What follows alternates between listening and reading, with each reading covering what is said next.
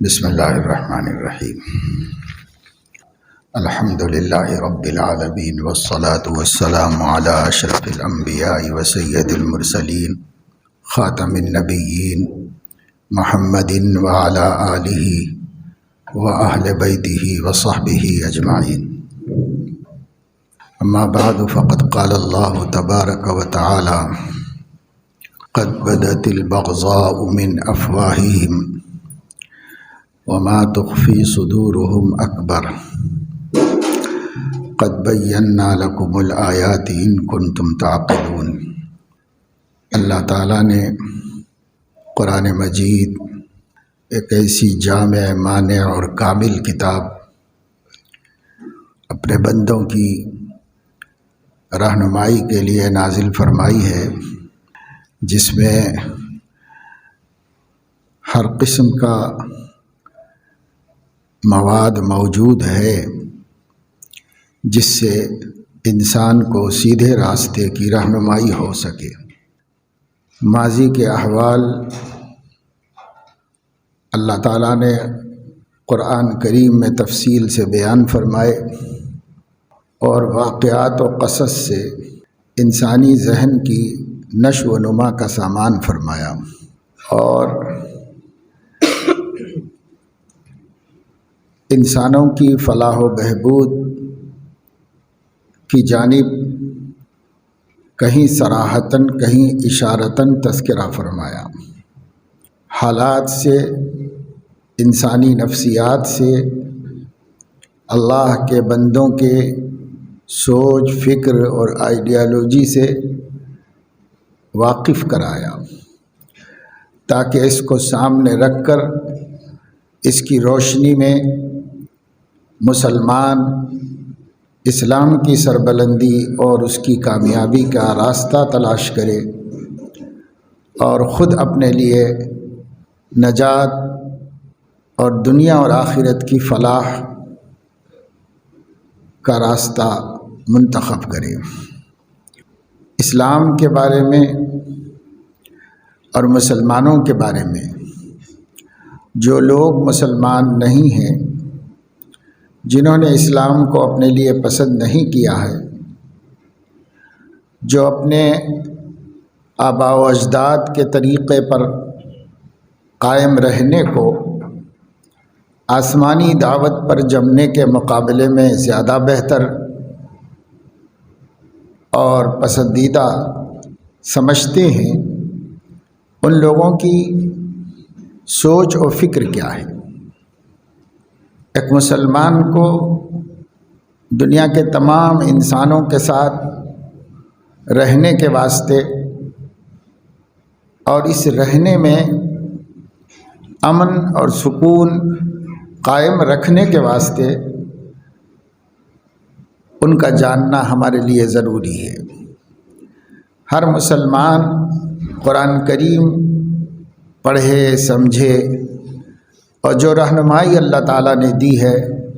اس سے بھرپور فائدہ اٹھائے۔ قرآن ایک ایسی کتاب ہے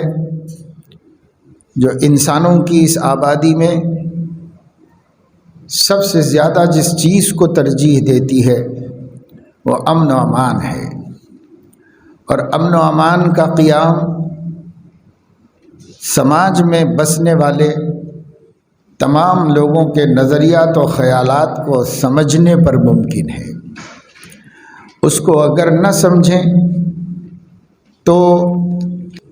عالمی امن و بھائی چارہ قائم نہیں ہو سکتا۔ اس واسطے کہ امن و امان کے واسطے کچھ قربانی ہر ایک کو دینی پڑتی ہے۔ قربانی کہاں دیں گے، کہاں نہیں دیں گے، کس چیز میں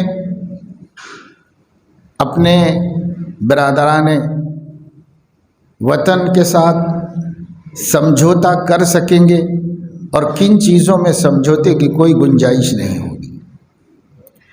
یہ ایک علم ہے جو ایک مسلمان کو مسلمان باقی رہنے کے لیے جاننے کی ضرورت ہے۔ بہت سے مواقع ہیں جہاں ایثار سے کام لینا چاہیے، لیا جا سکتا ہے، اور اسلام انسانیت نواز مذہب ہے اور اسلام انسانیت کے حقوق کی سب سے زیادہ وکالت کرتا ہے اور اس کی پاسداری کی تعلیم اپنے ماننے والوں کو دیتا ہے۔ لیکن اس کا یہ مطلب نہیں ہوتا ہے کہ انسانیت کا احترام اس درجے تک پہنچ جائے کہ انسانیت کے خالق و مالک کے احترام میں کمی ہونے لگے۔ اس لیے کچھ باتیں ہوں گی جو اس میں کوئی سمجھوتے کی گنجائش نہیں، لو دو کی گنجائش نہیں۔ کچھ باتیں ہوتی ہیں جس کے اندر آدمی دوسرے کے خاطر اپنے حق کو چھوڑ دے سکتا ہے اور دوسرے کے خاطر قربانی اور ایثار سے کام لے سکتا ہے تاکہ دوسرے کو راحت ہو اور سماج میں اطمینان رہے، بے چینی نہ رہے، سماج کے اندر نفرت کا ماحول نہ رہے۔ اس کے لیے ایک حد تک جہاں تک مناسب ہے اللہ پاک نے خود مسلمانوں کو ایثار کی تعلیم دی ہے، قرآن اس کی رہنمائی کرتا ہے، نبی پاک صلی اللہ علیہ وسلم کی سیرت طیبہ اس کی رہنمائی کرتی ہے۔ حضرت علیہ السلام نے بہت موقعوں پر بہت سی اپنی انا کی قربانی دی ہے، محض اس وجہ سے کہ اللہ کا دین یہ امن و امان کے ساتھ پھلتا پھولتا رہے اور اللہ کے بندوں تک پہنچتا رہے۔ امن ہوگا تو سوچنے سمجھنے کا موقع ہوگا، امن ہوگا تو کسی دعوت پر غور کرنے کا موقع ہوگا، امن نہیں ہوگا تو اس کا کوئی موقع نہیں ہوگا۔ وَإِنْ أَحَدٌ مِّنَ الْمُشْرِكِينَ اسْتَجَارَكَ فَأَجِرْهُ حَتَّى يَسْمَعَ كَلَامَ اللَّهِ ثُمَّ أَبْلِغْهُ مَأْمَنَهُ ذَلِكَ بِأَنَّهُمْ قَوْمٌ لَا يَفْقَهُونَ۔ اللہ تعالیٰ نے فرمایا، اے نبی صلی اللہ علیہ وسلم، اگر کوئی مشرک آپ سے پناہ مانگے، آپ کی کفالت اور آپ کے امن میں رہنا چاہے، فَأَجِرْهُ، آپ اس کو امان دیجئے، آپ اس کو امان دیجئے، اپنی کفالت میں لیجئے، حتیٰ یسمع کلام اللہ، تاکہ وہ آپ کے ماحول میں رہ کر اللہ کے کلام کو سن سکے، تاکہ وہ قرآن مجید کو سن سکے۔ ثم ابلغہ مأمنہ، پھر ان کو ان کے ٹھکانے پر پہنچا دیجئے۔ ذالک بأنہم قوم لا یفقہون، ایسا اس لیے کہ ایک قوم ہے جو بالکل سمجھتی نہیں، نادان اور ناسمجھ قوم ہے، جو ضد و ہٹ دھرمی کے رستے پر ہوتی ہے، جس کو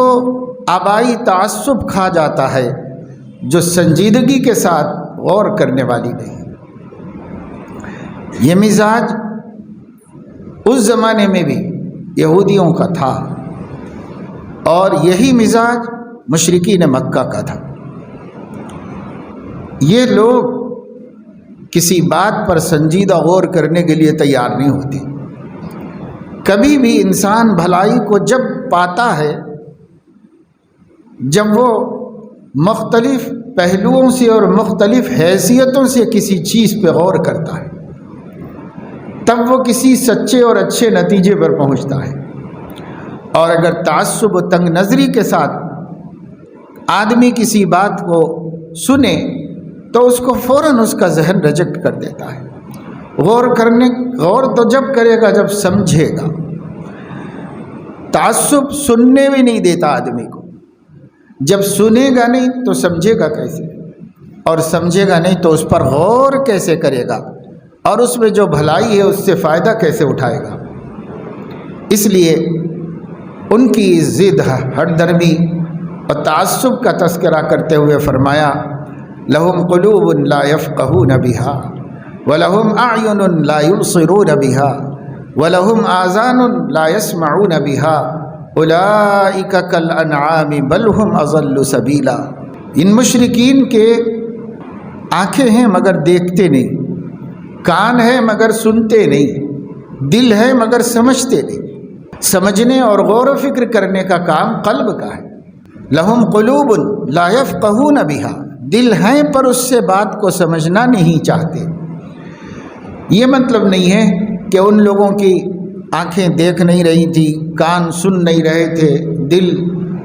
کام نہیں کر رہا تھا، یہ نہیں۔ اللہ فرما رہے ہیں وہ دنیا اور دنیا کے مفادات کے لیے تو ان کو استعمال کر رہے، پر ان کا دل ہے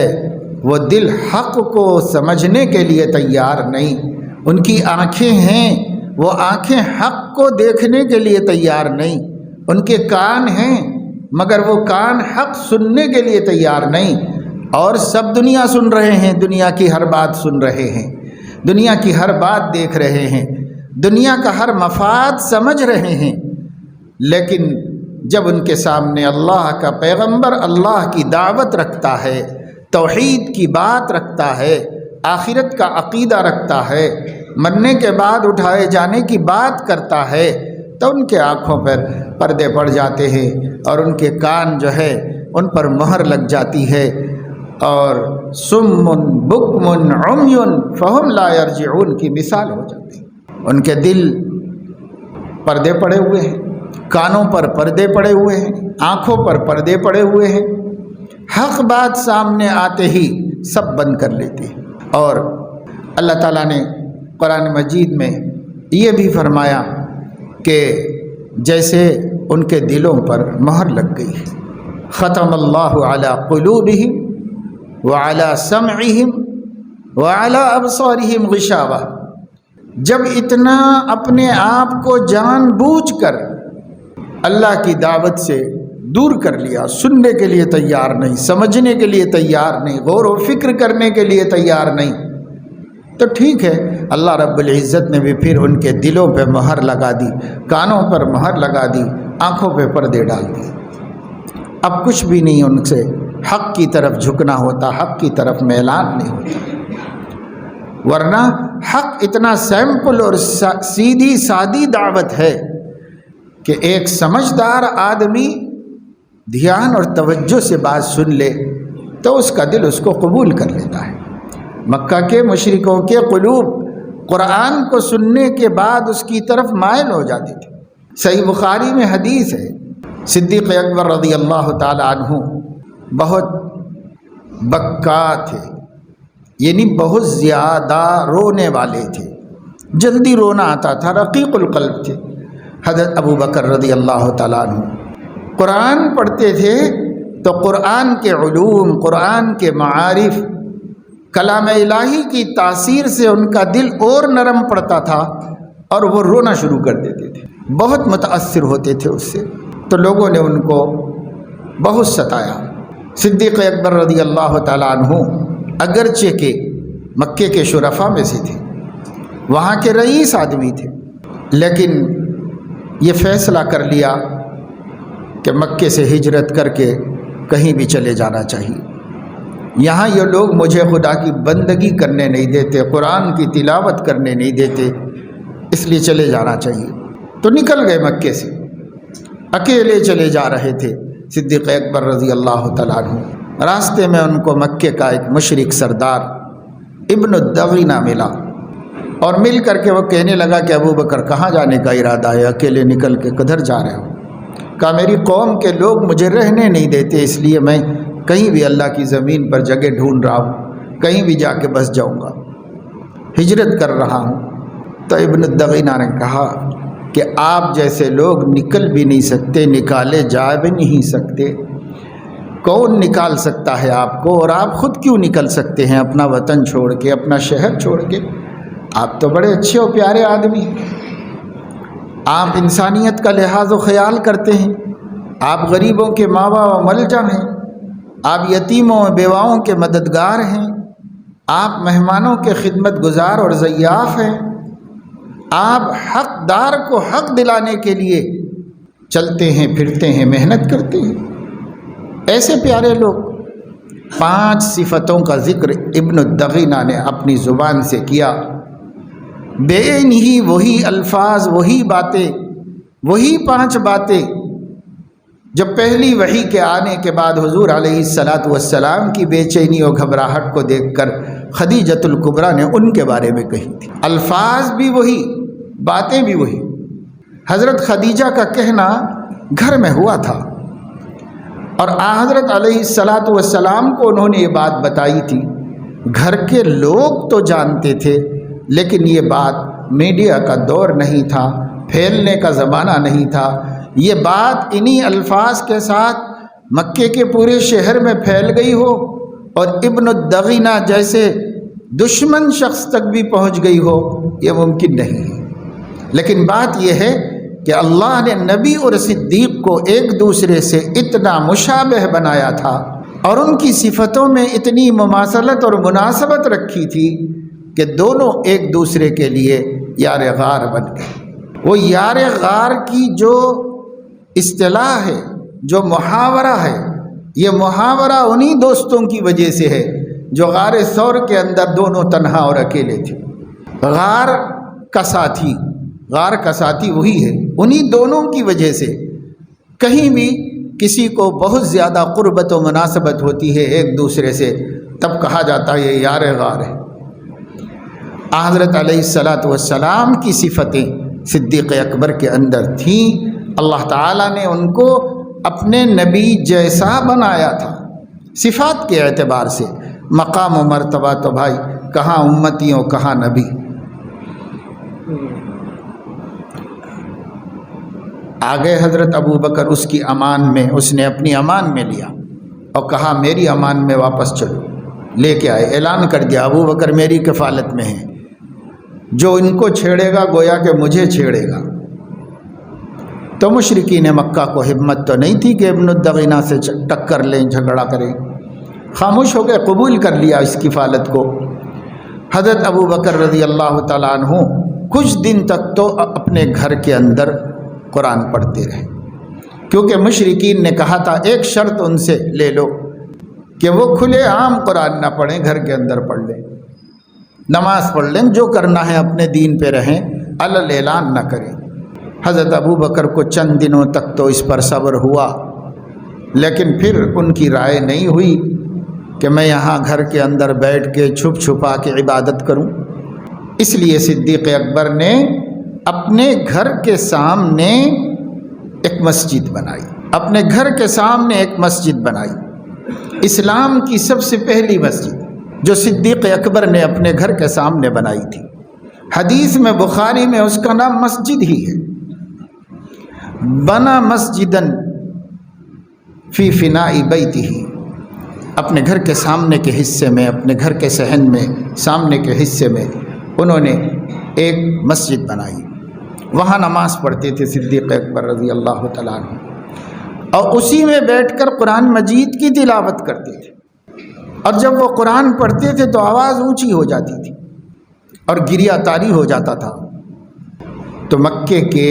عورتیں، بچے، بوڑھے سب آ کر وہاں کھڑے ہو جاتے تھے، سب بھیڑ لگاتے تھے، اور ابو بکر سے اللہ کا کلام سننے کے لیے ایک دوسرے کو دھکے دیتے تھے، ایک دوسرے کو ڈھکیل کے گھس کے قریب آنا چاہتے تھے تاکہ صدیق سے قرآن سنیں، اللہ کا کلام سنیں۔ یہ اثر قرآن مجید کا ہے، قرآن کی فطرت میں اللہ نے یہ اثر رکھا ہے۔ اب پڑھنے والا مخلص ہو، اس کا یقین کامل ہو، اس کو اللہ تعالیٰ کی ذات عالی، اس کے حبیب کی نبوت اور اس کی لائی ہوئی کتاب کی صداقت جتنی زیادہ اس کے دل کے اندر مضبوط ہوگی، اس کے پڑھنے میں اتنا زیادہ اثر ہوگا۔ یہ اثر خود اس کے قلب پر بھی پڑے گا اور جو سنے گا اس کا دل متاثر ہو جائے گا۔ ان لوگوں نے پھر ابن الدغینہ کو مجبور کیا کہ جا کے ان سے بولو کہ یا تو وہ گھر کے اندر چھپ کے قرآن پڑھے، یا پھر آپ اپنی کفالت ختم کر دو، امان چھوڑ دو ان کا، ہم دیکھ لیں گے، نمٹ لیں گے، اس واسطے کہ ہمارے بچے، ہماری عورتیں، ہمارے بوڑھے، ہمیں ڈر ہے کہ یہ لوگ کہیں مسلمان نہ ہو جائیں، ہمیں اس کا ڈر لگا ہوا ہے۔ ابن الدغینہ نے آ کر کہا کہ ابو بکر آپ سے ایک معاہدہ تھا، آپ نے اس وعدے کے خلاف کیا ہے، یا تو وعدے کے مطابق کھلے عام قرآن پڑھنا بند کر دو، یہ تمہاری نماز تمہارے گھر میں چھپ کے پڑھ لو،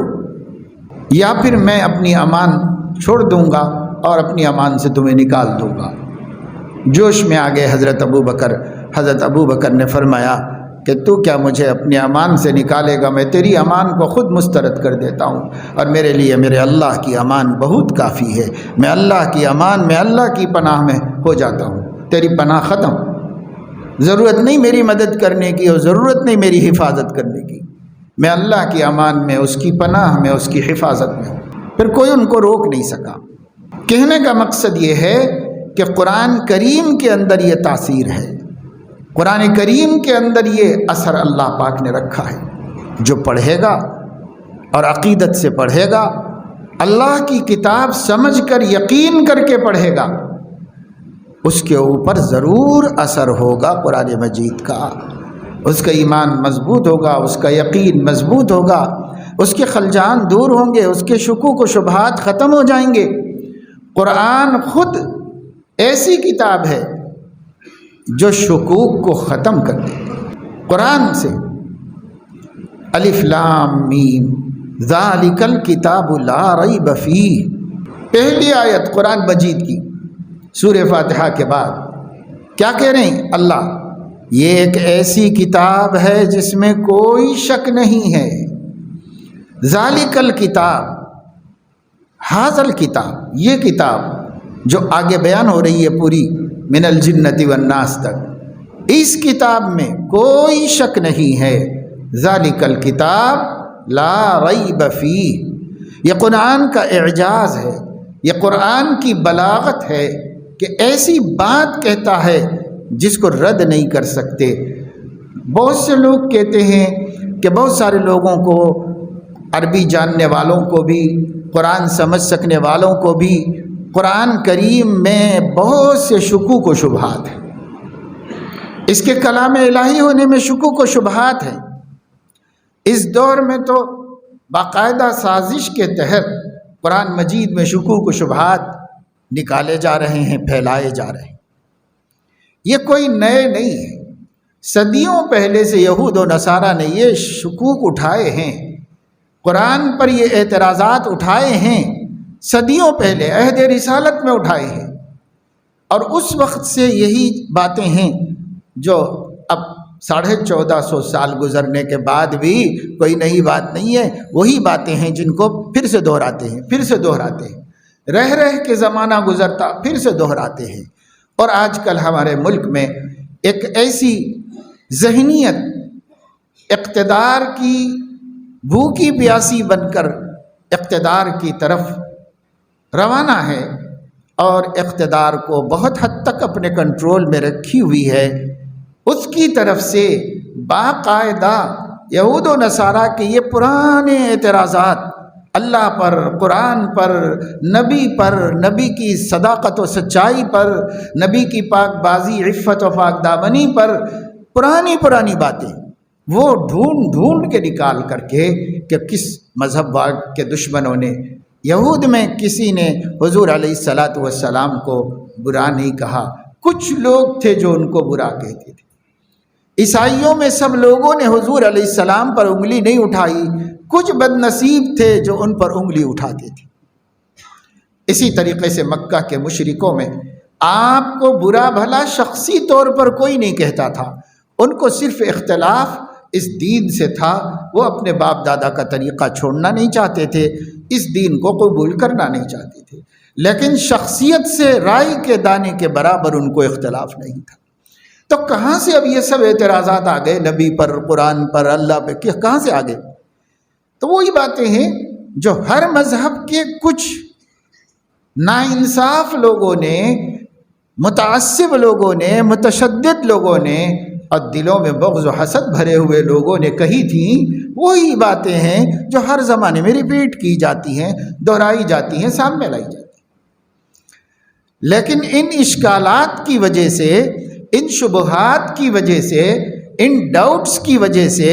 قرآن میں ڈاؤٹ ثابت نہیں ہو سکتا، اس لیے کہ قرآن کریم نے یہ نہیں کہا کہ یہ وہ کتاب ہے جس میں کسی کو اشکال نہیں ہوگا، بلکہ یہ کہا یہ ایسی کتاب ہے جس میں کوئی ایسی بات ہے ہی نہیں جس پر شبہ کیا جا سکے، ایسی کوئی بات ہی نہیں ہے جس پہ شک کیا جا سکے۔ ہر چیز جو قرآن میں بیان کی گئی ہے وہ صداقتوں کی بنیاد پر ہے، وہ حقیقتوں کی بنیاد پر ہے، وہ واقعات کی بنیاد پر ہے، یہ تخمینے نہیں ہے، یہ اندازے نہیں ہیں، یہ بشر اور بندے کی معلومات نہیں ہے، یہ اللہ کا کلام ہے، یہ اللہ کی باتیں ہیں جس میں کوئی شک نہیں، شبہ نہیں، غلطی نہیں، اختلاف نہیں، بھول چوک نہیں، خطا نہیں، کچھ نہیں، اللہ کا کلام ہے۔ بس آدمی کو غور کے ساتھ پڑھنے کی ضرورت ہے۔ اگر پہلے نہیں مانتا تھا ہوگا تو قرآن سمجھ کے پڑھے گا تو اب مان لے گا کہ یہ بشر کا کلام نہیں ہے۔ لیس ھذا من کلام البشر، یہ کسی انسان کا کلام نہیں ہے، یہ تو ما فوق البشر کلام ہے، انسانیت سے کہیں بلند کسی ہستی کا کلام ہے۔ وہ تو اس کو سمجھ میں آئے گا جو قرآن مجید کو عقیدت و احترام کے ساتھ پڑھے گا۔ اور ہم کہتے ہیں کہ نہ ماننے والا بھی پڑھے تو اس کے لیے بھی اللہ تعالیٰ روشنی ہی روشنی سامنے کر دے گا۔ کیوں؟ اس لیے کہ وَلَٰكِن جَعَلْنَاهُ نُورًا نَهْدِي بِهِ مَن نَّشَاءُ مِنْ عِبَادِنَا، لیکن ہم نے اس قرآن کو ایسی روشنی بنایا جس سے ہم اپنے بندوں میں سے جس کو چاہتے ہدایت دیتے ہیں، جس کو دینا چاہتے ہیں ہدایت دیتے ہیں، ایسی روشنی بنایا۔ اور اسی کلام کے ذریعے سے حضرت علیہ السلام کے مصفا اور مجلہ قلب کو روشنی ہدایت کی عطا فرمائی، کیونکہ نبی کا دل صاف ستھرا تو ہمیشہ رہا، پیدائشی طور پر صاف ستھرا، اخلاق اعلیٰ درجے کے، سوچ بہت پاکیزہ، کام بہت عمدہ، زندگی میں کوئی چیز قابل اعتراض نہیں، اور 40 سال تک کسی ایک بندے نے اعتراض نہیں کیا آپ صلی اللہ علیہ وسلم کی ہستی پر۔ ایسے تو تھے لیکن آپ کے پاس وہ نور اور روشنی ابھی تک نہیں تھی جس روشنی کا نام ہدایت ہے، وہ ابھی تک آپ کے پاس نہیں آئی تھی۔ جب قرآن اترا تو اللہ تعالیٰ نے فرمایا علمک ما لم تکن تعلم وکان فضل اللہ علیک عظیما، اے نبی ہم نے آپ کو وہ علوم دیے ہیں جو آپ کے پاس نہیں تھی، آپ نہیں جانتے تھے، ہم نے دیے ہیں، کیونکہ علم تو ہمارا ہے، ہم جس کو دیں گے اس کو علم آئے گا، اور جس کو ہم نہیں دیں گے اس کو غیب کا علم نہیں مل سکتا۔ مشاہدات سے علم سب لوگ حاصل کر سکتے ہیں، ایمان والا کہ بے ایمان بھی حاصل کر سکتا ہے، آنکھوں سے دیکھ کر، کانوں سے سن کر علم حاصل کرنا سب کے لیے اللہ نے دروازہ کھلا رکھا ہے، کوئی بھی علم حاصل کر سکتا ہے۔ لیکن وہ علم جو اللہ نے غیب کے خزانوں میں رکھا ہے وہ اللہ نہ بتائے تو کسی کو معلوم نہیں ہو سکتا، اور اللہ صرف نبیوں کو بتاتا ہے، اور جب نبی کو بتاتا ہے تو نبی امت کو بتاتے ہیں۔ علمک ما لم تکن تعلم، وہ علم جو آپ کے پاس نہیں تھا ہم نے وحی کے ذریعے سے آپ کو عطا کیا ہے۔ وَكَانَ فَضْلُ اللَّهِ عَلَيْكَ عَظِيمًا، یہ علم غیب سے آپ کو آشنا کرانا یہ ہمارا آپ کے اوپر فضل عظیم ہے، بہت بڑا فضل ہے، پھر آپ کے ذریعے پورے بندوں پر ہمارا فضل ہے، اس لیے اللہ نے اس فضل عظیم کو ہمارے لیے نبی کے ذریعے سے عطا فرمایا۔ تو نبی پاک صلی اللہ علیہ وسلم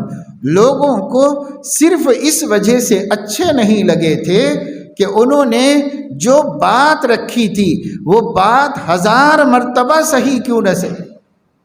وہ بات 1,00,000 1,00,00,000 مرتبہ سچی ہی صحیح،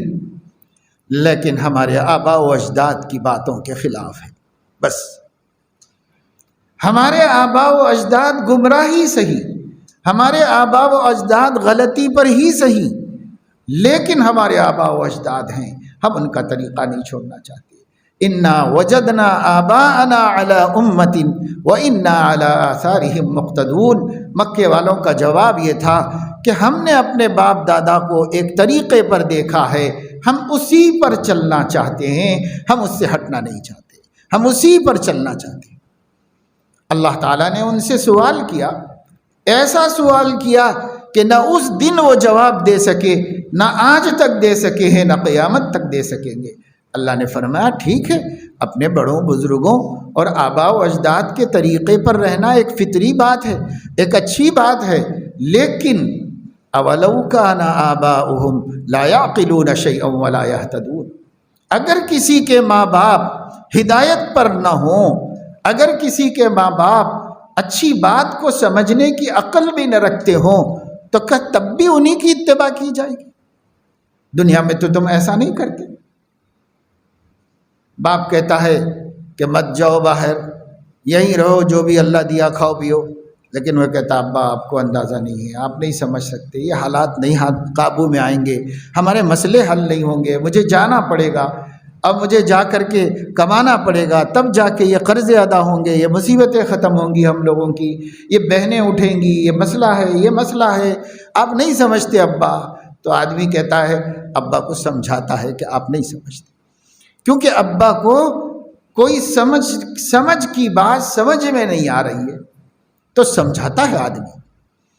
مت پڑھو بیٹا، کام کرو، ہمارے ساتھ دھندے میں لگو، مزدوری کو جاؤ۔ بچہ کہتا ہے نہیں ابا، پڑھنے لکھنے کے بعد آدمی کی عزت ہوتی ہے، میں پہلے پڑھ لکھ لیتا ہوں، میں قابل بن جاتا ہوں، پھر محنت کروں گا، پھر کاروبار کروں گا، پھر آپ جو کہیں گے کروں گا، لیکن اب پڑھ لینے تو دو، پڑھنا بہت ضروری ہے، کھیتی باڑی سے کام نہیں چلتا، تعلیم حاصل کر کے کھیتی باڑی کروں گا۔ تو جس کو شعور ہے، اگر بڑے بزرگوں کو وہ شعور نہیں ہے تو وہ سمجھاتا ہے، اور وہ اس کو شعور سے، اس نقصان سے بچاتا ہے جو نقصان لاشعوری میں کر رہا ہے، اس سے بچاتا ہے۔ کسی کاروبار کے اندر پیسہ لگا رہا ہے، لاکھوں روپے کے نفع کی امید ہے اس کو، اور اگر اس کا بوڑھا باپ کہے کہ بیٹا یہ پیسے اتنی مشکل سے کمائے ہیں، اسے مت لگاؤ، یہ کہیں ختم نہ ہو جائے، بیٹا کہتا ہے نہیں ابا، یہ پیسہ لے کے آئے گا، اس کو رکھنے سے کیا ہوگا، اس کو کاروبار میں لگائیں گے، آگے بڑھائیں گے، اور اس سے پیسہ اور لائیں گے، کب تک اس کو رکھے ہوئے رہیں گے؟ جو پانی نہیں نکالا جاتا وہ پانی سڑ جاتا ہے، جب کنویں سے پانی نکلتا رہتا ہے تو نیا پانی آتا رہتا ہے، طرح طرح سے سمجھاتا ہے۔ اللہ نے فرمایا دنیا میں تو یہ سب کرتے ہو،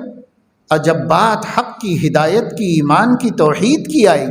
تو کہتے ہو انا وجدنا آباءنا علی امۃ وانا علی آثارہم مقتدون۔ ایسے کیسے ہو سکتا ہے؟ ہاں، اگر تمہارے باپ دادا حق پر ہیں اور تم انہی کی اتباع کرو تو وہاں تمہارا یہ بولنا بالکل برحق ہوگا، درست ہوگا، قابل قبول ہوگا۔ دیکھو تمہارے آباء و اجداد میں یوسف ہیں، اسحاق ہیں، ابراہیم ہیں، اسماعیل ہیں، یعقوب ہیں، یہ تمہارے آباء و اجداد ہیں نا، تو ان کے راستے پہ رہو، ان کے طریقے پر قائم رہو، ان کے طریقے پر قائم رہو تو کہہ سکتے ہو، جیسے حضرت یعقوب علیہ السلام کے بچوں نے کہا نعبد الہک و الہ آبائک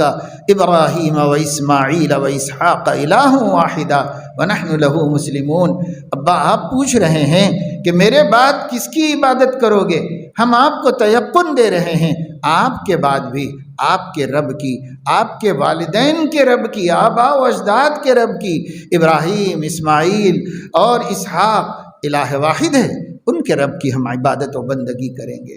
تو یہ تو ٹھیک ہے، لیکن اسلام نے بتایا کہ جو جواب ہے یہ جواب نامعقول ہے، یہ جواب قابل قبول نہیں، تو پھر ان کے پاس کچھ بھی نہیں تھا۔ اللہ تعالیٰ نے فرمایا اب جو مخالفت ہے وہ حق اور باطل کی بنیاد پہ نہیں ہے، اب جو مخالفت ہے وہ بغض و عداوت اور حسد کی بنیاد کے اوپر ہے، حسد کی بنیاد پر، بغض و عداوت کی بنیاد پر ہے۔ تو لوگوں کی زبان سے جب تب کچھ نکلتا رہتا تھا، یہودی بولتے رہتے تھے کچھ نہ کچھ، اور کچھ نہ کچھ مشرکین کی زبانوں سے بھی نکلتا رہتا تھا، تو اللہ تعالیٰ نے فرمایا قد بدت البغضاء من افواہہم، ان کے اندر کا بغض ان کی باتوں سے ظاہر ہوتا رہتا ہے، تھوڑا تھوڑا ظاہر ہوتا ہے، لیکن وما تخفی صدورہم اکبر، جو دلوں میں ابھی چھپا کے رکھے ہوئے ہیں وہ زیادہ ہے، وہ ابھی لائے نہیں ہے سامنے، وہ بہت زیادہ ہے جو دلوں میں چھپا کے رکھے۔ اب یہ بات اللہ نے کیوں قرآن میں اتاری، اور یہ بات اللہ نے قیامت تک اپنی سچی کتاب کے اندر کیوں محفوظ رکھی؟ ہر زمانے میں مسلمانوں کو یہ بات دھیان میں رکھنا چاہیے کہ جو لوگ اسلام اور مسلمانوں سے بغض و عداوت کی بنیاد پر اختلاف رکھتے ہیں، ان لوگوں کی باتوں کو غور سے سننے سمجھنے کی ضرورت ہے، کیونکہ وہ اندر کا سب باہر نہیں لاتے۔ کچھ لوگ ہوتے ہیں جو باغیرت ہوتے ہیں، باجرت ہوتے ہیں، وہ لوگ جو اندر ہے وہ بتا دیتے ہیں، دل کی بات بتا دیتے ہیں، چھپاتے نہیں ہیں، دل کی بات بتا دیتے ہیں، وہ کہتے ہیں بھائی ہم آپ کے مذہب سے تو کوئی تعلق نہیں رکھتے، ہمیں کوئی یہ مذہب قبول نہیں ہے، مثال کے طور پہ ہمیں اسلام پسند نہیں ہے، ہمیں اسلام قبول نہیں ہے، لیکن آپ ایک انسان ہیں، آپ کے ساتھ ہم ایک انسان ہیں، انسانیت کی بنیاد پر ہم آپ کے ساتھی ہیں، ہم ایک کمیونٹی ہیں، ہم ایک قوم ہیں، اس لیے آپس میں ایک دوسرے کے ہمدرد ہیں۔ باقی یہ ہے کہ بھائی یہ جو تمہارا دین ہے مجھے نہیں چاہیے، یہ جو تمہارا عقیدہ ہے مجھے نہیں چاہیے، یہ شخص دل میں بغضا نہیں رکھتا، یہ دل میں بغض نہیں رکھتا، یہ جرأت مند انسان ہے، یہ ہمت والا انسان ہے جو سچائی کو زبان پہ لاتا ہے اور دل میں بغض کو نہیں چھپاتا، کہہ دیتا ہے ٹھیک ہے ہم آپ کی بات تو نہیں مانیں گے لیکن آپ کے ساتھ ہم دوست ہیں، ایک انسان ہیں، ہم آپ دوست ہیں، ایک دوسرے کے حقوق ادا کرو، ایک دوسرے کے ساتھ خوش رہو، کاروبار کریں گے، لین دین کریں گے، پڑوس میں رہیں گے، ایک دوسرے کے بھلے برے کے شریک رہیں گے، باقی تمہارا عقیدہ تمہارا، ہمارا عقیدہ ہمارا۔ جیسے ہمارے نبی نے 2 ٹوک کہہ دیا تھا، لا اعبد ما تعبدون ولا انتم عابدون ما اعبد لکم دینکم ولی دین، دل میں کچھ نہیں رکھا، سیدھی بات بتا دی، یہ میرا عقیدہ ہے، میں اس کو نہیں چھوڑنے والا، وہ تمہارا عقیدہ ہے، اگر تم نہیں چھوڑتے تو تم جانو اللہ جانے، ہم نے حق بات رکھ دی، سچی بات بتا دی، بس ختم۔ یہ ہمارے اندر ضروری ہے، بالخصوص اس دور میں پورے عالم میں رہنے والے مسلمانوں کو، جو لوگ بھی اسلام کے بارے میں غیر سنجیدہ ہیں، جو لوگ بھی مسلمانوں کو انسانی آبادی اور انسانی برادری کا ایک حصہ ماننے کے لیے تیار نہیں ہیں، اور مسلمانوں ہی کو نہیں، اپنے علاوہ کسی کو بھی انسانی برادری ماننے کے لیے تیار نہیں ہیں، ان کی باتوں کو سنجیدگی سے لینا، غور سے سمجھنا چاہیے کہ وہ اندر ایک بہت بڑا بغض و عداوت کا دریا رکھتے ہیں، اور اس میں سے ایک ایک چھینٹا باہر ڈالتے ہیں، ایک ایک چھینٹا باہر ڈالتے ہیں، اس کو سمجھنے کی ضرورت ہے۔ قرآن یہ بتانا چاہ رہا قد بدت البغضاء من افواہہم وما تخفی صدورہم اکبر، جو انہوں نے دلوں میں چھپایا ہوا ہے وہ بہت بڑی مقدار ہے، کبھی کبھی کچھ نکل جاتا ہے باتوں میں زبان سے، جیسے ہمارے سامنے بات آئی ایک بڑے لیڈر کی، ہم اعلیٰ نسل کے لوگ ہیں، سارے اخبارات میں آیا، ہندوستان میں اخبار ہی کو انٹرویو دیا اس نے، ہم اعلیٰ نسل کے لوگ ہیں، 1000 سال پہلے اس ملک کے ہم مالک تھے، حکمراں تھے، 1000 سال سے ہم باہر والوں سے جنگ کی حالت میں ہیں، اسی وجہ سے ہمارے لوگوں کی زبان سے بعض مرتبہ سخت باتیں نکل جاتی ہیں، اس کو ان کی مجبوری سمجھ کر درگزر کر دینا چاہیے۔ ہم کل اقتدار میں تھے اور پھر بھی ہم ہی اقتدار اور حکومت کرنے والے ہیں، اور مسلمان اس ملک میں بے فکر رہیں، بے خطر رہیں، پریشان نہ ہوں، بس مسلمانوں کو چاہیے کہ اگر وہ اپنے عقیدے پر رہنا چاہتے ہیں تو اپنے عقیدے پر رہیں، اور آباء و اجداد کے عقیدے پر آ جانا چاہتے ہیں تو واپس آ جائیں، اور ایک کام مسلمان کر لیں امن سے رہنے کے واسطے، وہ یہ کہ اپنی بالادستی چھوڑ دیں، ہم ان کو جس درجے کا انسان سمجھتے ہیں اس درجے کا انسان سمجھ لیں، بس۔ یہ ایک انٹرویو میں ہمارے سامنے بات آئی، اخبارات میں آئی، میں نے بھی اخبار ہی میں پڑھا سب، یہ کچھ چھینٹے ہیں جو سینے میں سے نکلے ہیں، اس کو آپ اس آیت کی روشنی میں دیکھو، قد بدت البغضاء من افواہہم وما تخفی صدورہم اکبر، اور ابھی جو سینے چھپائے ہوئے ہیں وہ بہت ہے، اللہ کو معلوم ہے اور کسی کو نہیں معلوم ہے کہ وہ کیا کیا اندر چھپائے ہوئے۔ آگے کیا بولنا چاہ رہے ہیں؟ چونکہ اسلام اعلیٰ اور ادنا کی تقسیم نہیں کرتا انسانوں میں، اسلام کہتا ہے سب برابر ہے۔ اسلام کہتا ہے تم ایک ماں باپ کی اولاد ہو، ایک چھوٹا ایک بڑا کیسے ہو سکتا ہے؟ یا ایھا الناس انا خلقناکم من ذکر و انثی وجعلناکم شعوبا وقبائل لتعارفوا ان اکرمکم عند اللہ اتقاکم۔ اے لوگو، ہم نے تم کو ایک مرد ایک عورت سے پیدا کیا ہے، تمہاری اصل ایک مرد ایک عورت ہی ہے، اس سے ہم نے تم کو پیدا کیا ہے۔ وَجَعَلْنَاكُمْ شُعُوبًا وَقَبَائِلًا، ہم نے تمہارے خاندان قبیلے بنا دیے ہیں، یہ صرف تعارف کے واسطے بنائے ہیں۔ لِتَعَارَفُوا، اپنی پہچان کر سکو، ایک دوسرے کو پہچان سکو، تعارف کرا سکو، اس کے لیے بنائے ہیں۔ لیکن کوئی چھوٹا کوئی بڑا نہیں ہے۔ ان اکرمکم عند اللہ اتقاکم، اگر تم میں کوئی زیادہ عزت کے قابل ہو سکتا ہے تو جو زیادہ ایمان والا ہے وہ ہو سکتا ہے، جو زیادہ اللہ سے ڈرنے والا ہے وہ ہو سکتا ہے، جو زیادہ متقی ہے وہ ہو سکتا ہے۔ تقوی کی بنیاد پر تو اونچ نیچ ہو سکتی ہے، لیکن انسانیت کی بنیاد پہ کوئی اونچ نیچ نہیں ہو سکتی، سب انسان یکساں و برابر ہیں۔ اللہ تعالیٰ نے قرآن مجید کے اندر فرمایا یا ایھا الناس اتقوا ربکم الذی خلقکم من نفس واحدہ وخلق منها زوجها وبث منہما رجالا کثیرا ونساء۔ ہر نکاح کے موقع پہ خطیب خطبے میں پڑھتا ہے، اے لوگو اپنے پروردگار سے ڈرو جس نے تم کو نفس واحدہ سے پیدا کیا ہے، ایک شخص کو خود بنایا اور اس سے اس کی زوجہ کو بنایا اور ان دونوں کو ملا کر کے بث منہما رجالا کثیرا ونساء، ان دو کے ذریعے سے پورے عالم میں انسانی آبادی کو اللہ نے بنا دیا۔ یہ حقیقتیں ہیں جو قرآن بیان کرتا ہے، اور قرآن کہتا ہے لا يسخر قوم من قوم عسى ان يكونوا خيرا منهم ولا نساء من نساء عسى ان يكن خيرا منهن ولا تلمزوا انفسكم ولا تنابزوا بالالقاب بئس الاسم الفسوق بعد الايمان۔ اللہ تعالیٰ فرما رہے ہیں کہ اے لوگو، کوئی کسی قوم کی کسی قبیلے کی مسخرہ پن نہ کرے، مذاق نہ اڑائے،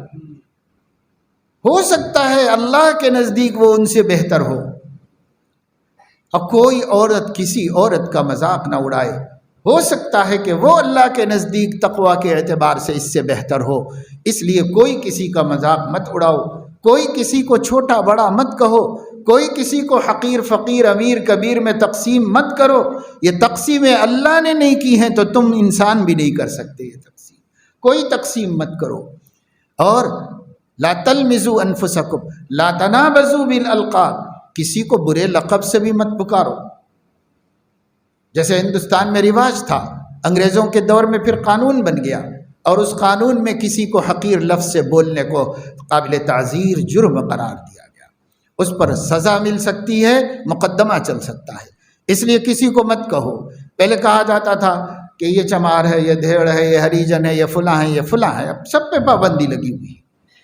پابندی لگائی گئی اس لیے کہ یہ حقوق کی حق تلفی تھی لوگوں کی، لیکن اس کے باوجود اس کے دوسرے نام رکھ لیے گئے ہیں، اور دوسرے نام رکھ کے تقسیمیں برابر جاری ہیں۔ وہ نام ختم کر دیے جو پہلے چلتے تھے، جس پر قانونی پابندی لگی ہوئی ہے، اب دوسرے ناموں سے پھر تقسیم موجود ہے۔ اور پھر علل اعلان کھلے عام ایک انٹرویو دیتے ہوئے یہ کہنا، جس کا اس وقت ہندوستان کے اقتدار پہ مضبوط اثر قائم ہے، اس کا یہ کہنا ہم اعلیٰ نسل کے لوگ ہیں۔ اعلیٰ نسل کون ہے؟ قرآن کہتا ہے کوئی ادنا نہیں، کوئی اعلیٰ نہیں، سب ایک ہیں، سب ایک ہیں۔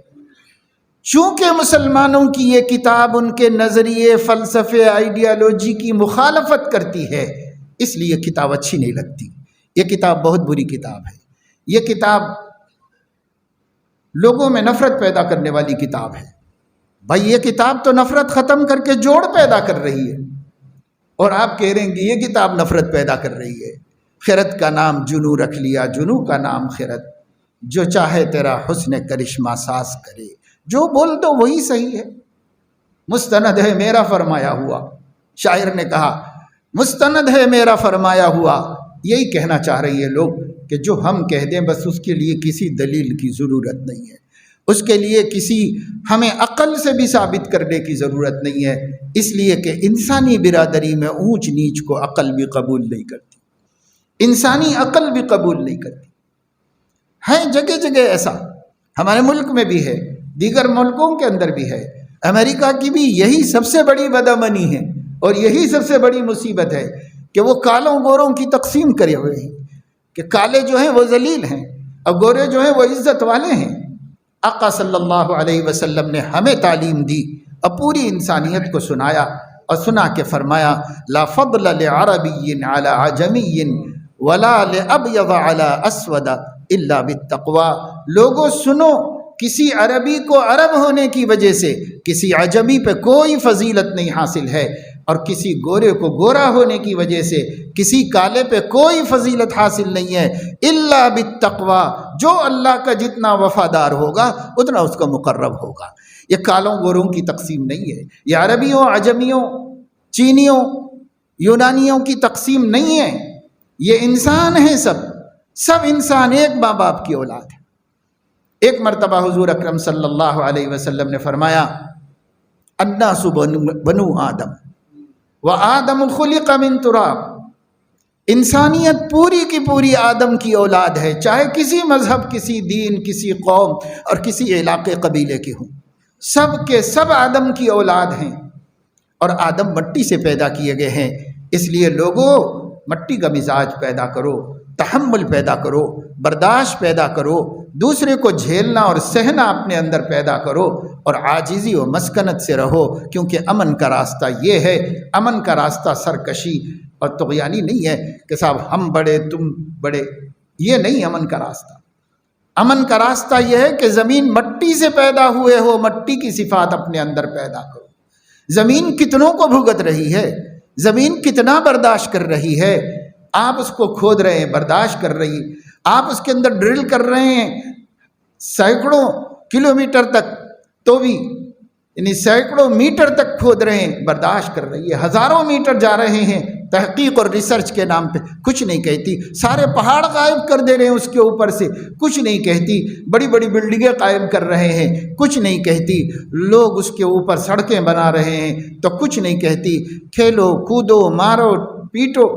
سب کو سہ رہی ہے، سب کو برداشت کر رہی ہے. حضرت علیہ السلام نے فرمایا الناس بنو آدم وآدم خلق من تراب. سب انسان آدم کی اولاد ہیں اور آدم مٹی سے پیدا کیے گئے ہیں. مسکنت اور عاجزی ملک میں امن لا سکتی ہے، دنیا میں انسانی آبادی کو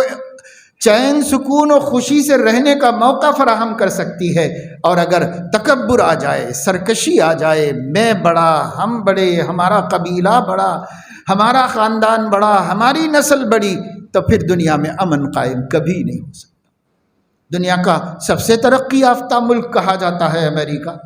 سب سے بڑی پاور کہا جاتا ہے امریکہ، اور اس وقت تو بہت کچھ ٹگافر چل رہا ہے، لیکن اب تک تو مانا جاتا تھا. اس کے باوجود انہوں نے انسانوں کے اونچ نیچ کے مسئلے پہ قابو نہیں پایا، تو آج تک ملک کو امن و شیورٹی حاصل نہیں ہے. رہنے والوں کو کسی سے کبھی کسی وقت امن حاصل نہیں ہے. بینک لٹ جا سکتے ہیں، لوگ قتل کر دیے جا سکتے ہیں، کار میں ٹیکسی میں رکھے ہوئے چند ڈالروں کی وجہ سے جان سے کھیلا جا سکتا ہے، سب کچھ ہو سکتا ہے. امن قائم نہیں کر سکا امریکہ، اس لیے کہ انسانوں کی اونچ نیچ کو ختم نہیں کر سکا. کیا سوچا جا رہا ہے اس ملک میں؟ انسانوں کی اونچ نیچ کے فلسفے کو واپس لا کر کے کیا امن قائم کیا جائے گا، یا جو کچھ امن اس بھارت کے دستور کی وجہ سے قائم ہے وہ بھی ختم کر دیا جائے گا؟ کیا کیا جانا چاہ رہے ہیں؟ کیا سوچا جا رہا ہے؟ کیوں یہ باتیں زبان سے نکل رہی ہیں؟ تو قد بدت البغضاء من افواہہم وما تخفی صدورہم اکبر. یہ جو چھینٹے گرائے جا رہے ہیں منہ سے باہر، ان چھینٹوں کو سامنے رکھ کر وہ اندر جو بھرا ہوا ہے اس کا اندازہ کرو، اسے سمجھو، اسے جاننے کی کوشش کرو. قرآن آپ کا رہنما ہے، قرآن آپ کو اکیلا نہیں چھوڑا، قرآن نے آپ کو بے سہارا نہیں کر دیا، قرآن تو آپ کا سہارا بنا ہوا ہے. قرآن آپ کو رستہ دکھانے کے لیے سامنے کھڑا ہوا ہے۔ حضرت علیہ السلام نے فرمایا ایک لکیر کھینچ کے سیدھی اور اس کی جانب 2 لکیریں کھینچی، ادھر ادھر ادھر ادھر بہت سی لکیریں کھینچ دی، اور فرمایا یہ جو سیدھی لکیر ہے یہ صراط مستقیم ہے، اور یہ جو اس کے آگے داعی نظر آ رہا ہے یہ داعی اللہ کی کتاب ہے جو میں لے کے آیا ہوں اور جو میں تم کو دعوت دے رہا ہوں، یہ صراط مستقیم کا داعی ہے، اور یہ داہنے بائیں جتنے رستے جا رہے ہیں بڑے خوبصورت رستے، اور اس پر بڑے خوبصورت پردے بڑے پڑے ہوئے ہیں، لیکن یہ سب خوبصورتیاں فریب ہے، دجل ہے، دھوکہ ہے، یہ دجالی راستے جہنم میں لے جانے والے ہیں، اور جو راستہ میں دکھا رہا ہوں یہ قرآن کا راستہ سیدھے جنت میں لے جانے والا ہے۔ حضرت علیہ السلام نے ہمیں سب کچھ دیا، سب کچھ سمجھایا بتایا، مگر میرے دوستو عزیزو ہمیں اس وقت جتنی دوری قرآن کریم سے ہے شاید کسی چیز سے اتنے دور ہم نہیں ہوں گے۔ آج ہم جتنے دور قرآن کریم سے ہیں کسی چیز سے اس قدر دور ہم نہیں ہیں۔ ہم جتنا اللہ کی سچی کتاب کو اوپرا اجنبی سمجھتے ہیں اتنا شاید کسی کی بات کو اتنے اجنبی نہیں سمجھتے۔ دنیا کے سارے جھوٹوں کی بات سننے کے لیے تیار ہیں، دنیا کے سارے مکاروں دجالوں کی باتیں سمجھنے کے لیے تیار ہیں، مگر اپنے حبیب اور اپنے اللہ کی کتاب سمجھنے کے لیے اب تیار نہیں، اپنے نبی کو خیر خواہ نہیں سمجھ رہے۔ کوئی ایک بات کہہ دے کہ بھائی ہندوستان میں مسلمانوں کو گھبرانے کی ضرورت نہیں ہے، تو بس ہم کہتے نہیں بھائی ہم لوگوں کو گھبرانے کی ضرورت نہیں ہے، کیونکہ لوگ بول رہے ہیں کہ گھبرانے کی ضرورت نہیں، رہ سکتے ہیں ملک میں، یہ کہہ رہے ہیں، لیکن قرآن ہمیں کوئی راستہ دکھائے تو اس پہ اتنا بھروسہ بھی نہیں ہے جتنا RSS کے لیڈر کے بیان پر مسلمانوں کو بھروسہ ہو گیا۔ بہت سارے تعلیم یافتہ لوگ وہ ہیں جنہوں نے اس بیان کی تائید و تعریف کی ہے کہ بھائی وہ صحیح کہتے ہیں کہ ہمیں دوسرے نمبر کا شہری بن کے رہ جانا چاہیے، اور وہ صحیح کہتے ہیں کہ ہمیں بالادستی اور اپنا بڑا پن چھوڑ دینا چاہیے۔ تو بھائی بڑا پن تو ہم نے جس دن ملک آزاد کرا کے دے دیا تھا اسی دن چھوڑ دیا۔ اگر اپنا حق جتاتے ہوتے تو آج ہم کو تو یہ نوبت دیکھنی بھی نہیں پڑتی۔ ہم نے حق نہیں جتایا تھا، ہم نے اخلاص کے ساتھ ملک کے خاطر، ملک کے لیے، ملک والوں کے لیے قربانیاں دے کر اس ملک کو اس دشمن سے آزاد کرایا تھا جس دشمن سے آزاد کرانا آپ کے بس میں نہیں تھا۔ آپ ہار چکے تھے، آپ ہتھیار ڈال چکے تھے۔ اور جو لوگ اب بڑی بڑی باتیں کر رہے ہیں کہ 1000 برس سے ہم حالت جنگ میں ہیں، جب دشمن کو بھگانا تھا تو کہاں سو رہے تھے؟ کب ایک لمحے کے لیے جنہوں نے شرکت نہیں کی؟ بہت سے میں نے اس کے بعد دیکھا کہ بہت سے غیر مسلموں کے آرٹیکلز اخباروں میں آئے اور انہوں نے کھل کے بات کہی۔ مسلمان کو تو ہمت نہیں ہے کہ کھل کے تردید کرے، لیکن بعض غیر مسلموں نے کھل کے لکھا اور کہا کہ جب جد و جہد آزادی ہو رہی تھی، ملک کو دشمن کو ملک سے نکالا جا رہا تھا، تو جنہوں نے اپنے خون پسینے بہائے تھے اور جو لوگ بلوں میں چھپے ہوئے تھے وہ اب کیا بولنا چاہ رہے ہیں؟ کھل کے لکھا لوگوں نے، کیونکہ وہی اب ہمت سے بول سکتے ہیں۔ اب تو مسلمانوں کی ہمت توڑ دی گئی، ختم کر دی گئی۔ جتنے لوگ ملک میں، ریاستوں میں، شہروں میں بلند بانگ تھے، اونچی آواز تھے، حق کے لیے لڑتے تھے، مسلمان کے لیے مقابلے پہ آ جاتے تھے، ان سب کا اتنا برا حشر کر دیا گیا ہے کہ اس کے بعد اب کسی کو لیڈر بننے کی تمنا باقی نہ رہے، کوئی لیڈر بننے کی ہمت نہ کر سکے۔ یہ سب ہوا ہے، لیکن کاش کہ یہ پیغام آتا کہ انسانیت کا احترام کرو، انسانیت میں کوئی تفریق و تقسیم نہیں، انسان سب انسان ہیں، ایک دوسرے کی عزت کرو، جو قرآن کہتا ہے، جو نبی کہتے ہیں۔ حضرت صلی اللہ علیہ وسلم کا ایک اور ارشاد گرامی ہے اس موضوع پر۔ آپ علیہ الصلاۃ والسلام نے فرمایا الخلق عیال اللہ، جتنے انسان ہیں سب اللہ کا کنبہ ہے۔ کیا فرمایا؟ حالانکہ اللہ تعالیٰ وراء الورا ہے، بندے مخلوق ہیں، وہ خالق ہے، لیکن ہمیں سمجھانے کے لیے ایک لفظ استعمال کیا، عیال۔ عیال فیملی کو کہتے ہیں، کنبے کو کہتے ہیں۔ حضور علیہ السلام فرما رہے ہیں الخلق عیال اللہ، تمام انسان اللہ تعالیٰ کی فیملی ہے، تمام حیوان، پرندے، دریائی جانور سب اللہ کی فیملی ہیں، انسان بھی اللہ کی فیملی ہیں، کسی بھی قبیلے خاندان کے ہوں۔ فَأَحَبُّ الْخَلْقِ إِلَى اللَّهِ مَنْ أَحْسَنَ إِلَىٰ عِيَالِهِ، اللہ کو اپنے بندوں میں، اپنے عیال میں، اپنے کنبے والوں میں سب سے زیادہ محبوب وہ بندے ہیں جو اللہ کے کنبے سے محبت کرتے ہیں، وہ سب سے زیادہ محبوب اللہ کو ہے۔ یہ انسانی تعلیم جو قرآن کریم میں ہے اور جو نبی کریم صلی اللہ علیہ وسلم کی تعلیمات میں احادیث شریفہ تک ہم تک پہنچی ہوئی ہیں، چونکہ یہی بنیادی تعلیم RSS کے نظریے اونچ نیچ، کوئی ملیچ ہے، کوئی اعلیٰ درجے کا ہے، کوئی ذلیل ہے، کوئی عزت والا ہے، کوئی حکمرانی کر سکتا ہے، کسی کی قسمت میں غلامی ہی ہے، کوئی بہادر بن سکتا ہے، کسی کو بھیگی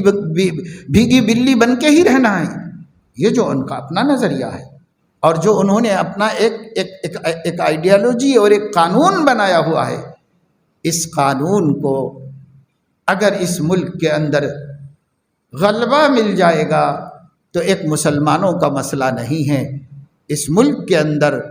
کوئی بھی جس کو اعلیٰ نسل نہیں سمجھا جاتا ہے وہ دنیا میں اس ملک میں چین سے نہیں رہ سکتا۔ بس 4 لوگ ہیں جن کو اعلیٰ نسل کہا جاتا ہے، اور ان چاروں کے علاوہ کوئی اعلیٰ نسل نہیں۔ اس لیے 4 میں سے 3 اعلیٰ نسل ہے۔ اب اس کی جو بھی تقسیم ہو، جو کچھ بھی، اگر ہم کچھ پڑھتے لکھتے، کچھ جانتے، مذہبوں کا مطالعہ کرتے تو ہمیں پتہ ہوتا کہ کس مذہب میں کیا تعلیمات ہیں اور کس مذہب میں کیا عقائد بنائے ہوئے ہیں، ہمیں اس کا پتہ ہوتا۔ لیکن ہم چونکہ کچھ جاننا نہیں چاہتے، کچھ پڑھنا لکھنا نہیں چاہتے، اپنی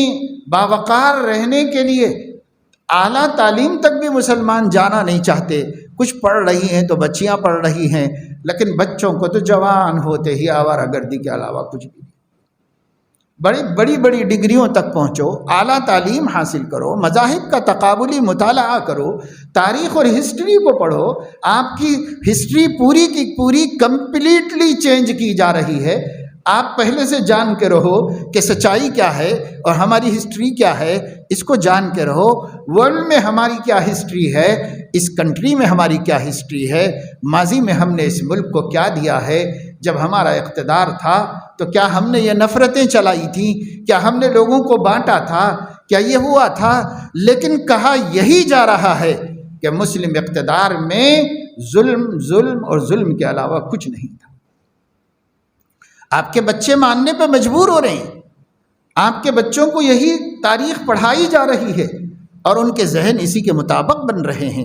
لیکن آپ نئی تاریخ پڑھیں گے، آپ موبائل میں گیم کھیلیں گے، آپ ہسٹری کیوں پڑھیں گے؟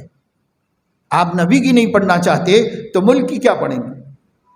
بھائی یہ غفلت ختم کرو۔ کوئی بھی قوم مشکل حالات میں باشعور طریقے پر کامیابی کا راستہ نکال سکتی ہے۔ اس غفلت کے ساتھ، اس جہل کے ساتھ، اس بے علمی کے ساتھ، اس غفلت کے ساتھ کوئی بھی قوم اپنے لیے کامیابی کا راستہ نہیں نکال سکتی۔ اللہ کے واسطے تعلیم بھی اچھی حاصل کرو، محنت سے حاصل کرو، اعلیٰ درجے تک پہنچو، پروفیشنلز بنو، تاکہ ان میدانوں میں ہم کچھ اخلاق اسلامی کے ذریعے سے اسلام کا صحیح تعارف کرا سکیں اور وہاں پہنچ کر بتا سکیں کہ ایک مسلم ڈاکٹر ایسا ہوتا ہے، مسلم انجینئر کی یہ شان ہوتی ہے، مسلم ٹیچر، پروفیسر، لیکچرر اتنا اچھے اخلاق کا حامل ہوتا ہے کہ لوگ اس سے محبت کریں اور پیار کریں، اس کے سامنے جھکیں۔ یہ ہم کر کے بتا سکتے ہیں۔ پڑھنا اس لیے تھا، لیکن ہم اس کے لیے بھی نہیں پڑھتے، کمانے کے لیے بھی نہیں پڑھتے۔ اللہ تعالی ہمیں توفیق دے، شعور دے، اس قوم کو علم کا ذوق نصیب فرمائے جس کی بنیاد ہی علم کی بنیاد پر ہے۔ اللہ تعالیٰ اپنے فضل و کرم سے جو کچھ کہا سنا گیا ہے اس میں تدبر کرنے، غور کرنے، فکر کرنے اور قرآن کریم سے بہترین رہنمائی حاصل کرنے کی توفیق عطا فرمائے۔ آمین وآخر دعوانا الحمدللہ۔